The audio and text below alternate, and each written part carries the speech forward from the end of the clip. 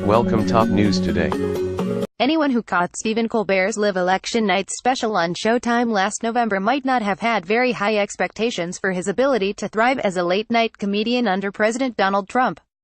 Besides the unfortunate presence of Mark Halperin, the special was notable for the way it allowed viewers to see Colbert reckon, in real time, with the unexpectedly dark future for an America that would be led by a man he had spent the better part of 2 years dismissing as a clown. Going off script near the end of the grueling hour, Colbert decried the poisonous nature of American politics. "We drank too much of the poison," he declared at the time. "You take a little bit of it so you can hate the other side. And it tastes kinda good and you like how it feels.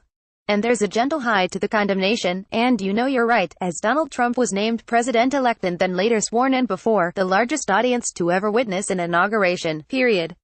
Colbert had a choice to make. He could either put the poison aside and try to welcome the 46% of voters who chose Trump over Hillary Clinton, or he could lean in and risk an overdose. As could have been expected by fans of The Colbert Report, he chose the latter. The biggest surprise was how much it paid off.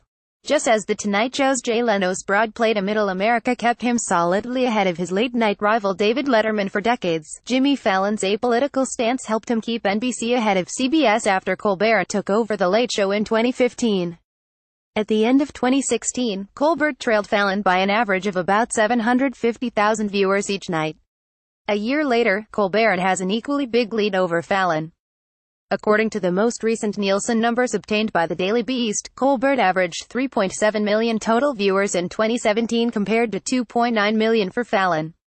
Those numbers represent almost an exact reversal from where they were the year leading up to Trump's election. You see a no-talent guy like Colbert. There's nothing funny about what he says. And what he says is filthy. While Colbert saw a 29% increase in ratings year-over-year, Fallon's dropped by 21%. Despite his own stellar, news-making year, Jimmy Kimmel remains in perpetual third place with the same 2.3 million he averaged in 2016. As the youngest of the three network hosts at 11:30, Fallon has managed to keep his lead with the coveted 1849 demo, but Colbert has significantly closed the gap and could pull ahead there as well moving into 2018, another election year in which viewers will likely become even more engaged in the political realm.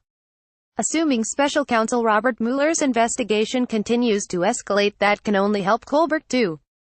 There are a number of factors that may have helped Colbert achieve this new level of dominance in the late-night sphere, but the biggest has to be his relentless and unflinching focus on all things Trump. Whereas at the beginning of his Late Show run, Colbert made some futile attempts to fashion his monologue around a wide range of news stories in the mold of those who came before him, from Johnny Carson to Fallon. In 2017, those monologues were almost always about Trump and nothing else.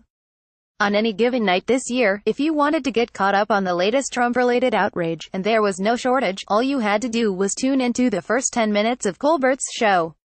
Sometimes, you were even rewarded with a surprise appearance from Jon Stewart.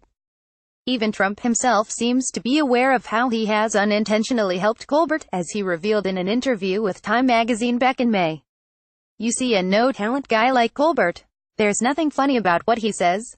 And what he says is filthy. Trump told Time. The guy was dying. By the way, they were going to take him off television, then he started attacking me and he started doing better. You are now subscribed to the Daily Digest and Cheat Sheet. We will not share your email with anyone for any reason.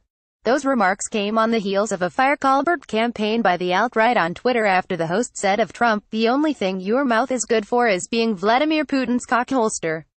Instead of buckling under the pressure and apologizing, Colbert doubled down, saying on his show, "I believe Trump can take care of himself.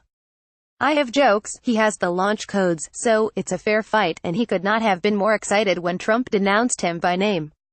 In a moment that recalled how The Colbert Report's Stephen Colbert would gleefully inject himself into the culture, the real Colbert blew a kiss to the president and said, "Don't you know I've been trying for a year to get you to say my name, and you were very restrained, admirably restrained, but now you did it," before pointing to himself and whispering, "I won." If there was any downside to Colbert's laser focus on Trump, it was that it sometimes seemed to make it harder for him to react as strongly as was required to the few non-Trump stories that broke through the national conversation this year. He was relatively slow to take on the Harvey Weinstein bombshells, and once he did, couldn't help but make his jokes on the subject about Trump's response. Meanwhile, over on NBC, Fallon was still struggling to recover from the hair tousle that may have encouraged some to lean Trump last November. With Colbert delivering smart and pointed satire about the president on a nightly basis, Fallon's softball Trump impression just wasn't going to cut it anymore. For his part, Colbert has publicly disputed the idea that Fallon's friendly Trump coverage helped doom his show's ratings. The theory that hair towel made a difference is based on the supposition that Jimmy's fans went to him for political acumen, Colbert told The Times in April. "I don't think so. They go there for fun. They go there for his nature, his spirit." He may have a point. But in a year Colbert rightly recognized on election night would be a challenging one for the country, fun is apparently no longer what most people are looking for in a late-night host. The appetite for Colbert's political acumen, on the other hand, is far from sated.